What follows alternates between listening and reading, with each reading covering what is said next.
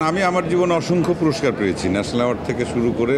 বাংলাদেশে এমন কোনো পুরস্কার নাই। আমি নর্মালি খুব বেশি কাজ করি না, এটা দর্শক খুব ভালো করে জানেন। প্রথম কথা হচ্ছে যে অ্যাওয়ার্ড মানে তো স্বীকৃতি। আসলে আমরা যখন যে কোনো কাজই করি না কেন, আমরা স্বীকৃতি চাই সমাজে, দেশে, পরিবারে।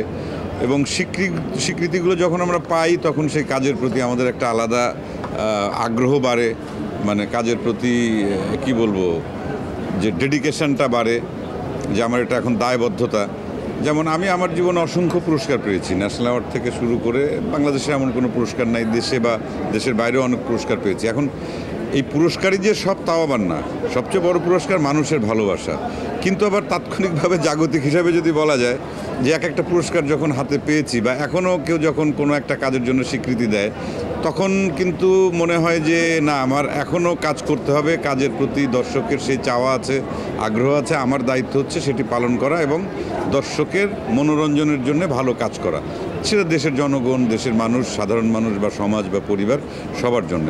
তাই আমি এই পুরস্কারটাকে অনেকে অনেকভাবে বলে, কিন্তু আমি মনে করি যে পুরস্কারটা জীবনে দরকার আছে কাজের প্রতি আগ্রহ বাড়ানোর জন্য, এবং এটা স্বীকৃতি, এবং স্বীকৃতিটা একটা মানুষকে অনেক দূরে এগিয়ে নিয়ে যায়, তার মধ্যে অনেক স্পিড, গতি তৈরি করে। কারণ দমের যেদিন অ্যানাউন্সমেন্ট হলো, যেদিন আর কি মানে মহরত অনুষ্ঠান, সেদিন আপনাদের উপস্থিতি এবং তার পরবর্তীতে আমি 4-5 দিন ধরে সোশ্যাল মিডিয়াতে যেটা দেখলাম, যে এতটা প্রচার করা, এবং এই যে দেশীয় গল্প, দেশের আমাদের মানে বাংলাদেশের গল্প, আমাদের সময়কে, আমাদের দেশকে তুলে ধরবে আন্তর্জাতিক অঙ্গনে। কারণ দম আসলে একটা, আমি যতটুকু বুঝতে পারছি, এটি একটি আসলে ইন্টারন্যাশনাল একটা মুভি। মানে এই গল্পটি শুধুমাত্র যে বাংলাদেশের দর্শকের কাছে সীমাবদ্ধ থাকবে, নট দ্যাট। এটা আন্তর্জাতিকভাবে ছড়িয়ে পড়ার মতো সেই সম্ভাবনা আছে এই ছবির গল্পে।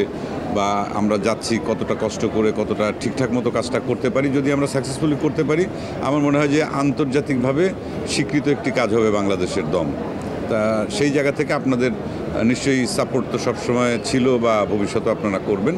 তা আমি খুবই আশাবাদী, এবং আমি নর্মালি খুব বেশি কাজ করি না, এটা দর্শক খুব ভালো করে জানেন। আমি 1-2 বছর পর পর সিনেমাতে অভিনয় করি। ভালো গল্প না পেলে আমি করি না, ভালো ডিরেক্টর না হলে করি না, ভালো টিম না হলে আমি করি না। এটা হচ্ছে ব্যক্তিগতভাবে আমার নিজের রুচি বা নিজের চাওয়া, বা আমি কী করতে চাই, বা দর্শকের কাছে আমি কিভাবে পৌঁছাতে চাই।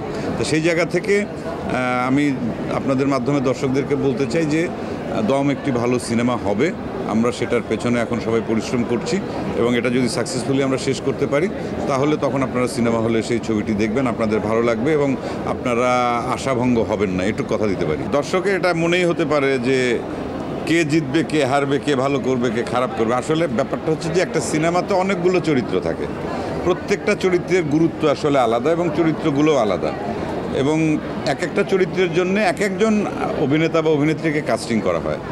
সেক্ষেত্রে সে যদি ঠিকঠাক মতো কাজটি করতে পারে, তাহলে ওই ছবিটি ভালো ছবি হয়, দর্শক দেখে আনন্দ পায়। যেমন একটা ক্রিকেট টিম বা ফুটবল টিম তখনই ম্যাচটা জেতে যদি সবাই মিলে যদি একটা ভালো স্কোর করতে পারে। এখন যে হয়তো বা মানে ওপেনিংয়ে নামলো, হয়তো 0 রান আউট হয়ে গেল, পরবর্তী যখন খেলোয়াড় নামে, প্রত্যেককে কিন্তু কিছু স্কোর করতে হয় জেতার জন্য। তা আমি মনে করি যে একটা সিনেমা হচ্ছে এরকম একটা গেমের মতো, সেখানে এককভাবে আসলে না, প্রত্যেকটা আর্টিস্টকে কিছু না কিছু সেখানে দিতে হয়, এবং সেই দেওয়া নেওয়ার ক্ষেত্রে কেউ একটু বেশি দেবে, কেউ একটু কম দেবে। তা ওই জায়গাটা আসলে কম্পেয়ার করি না আমি, ওটা হচ্ছে চরিত্র অনুযায়ী তার অভিনয়টা।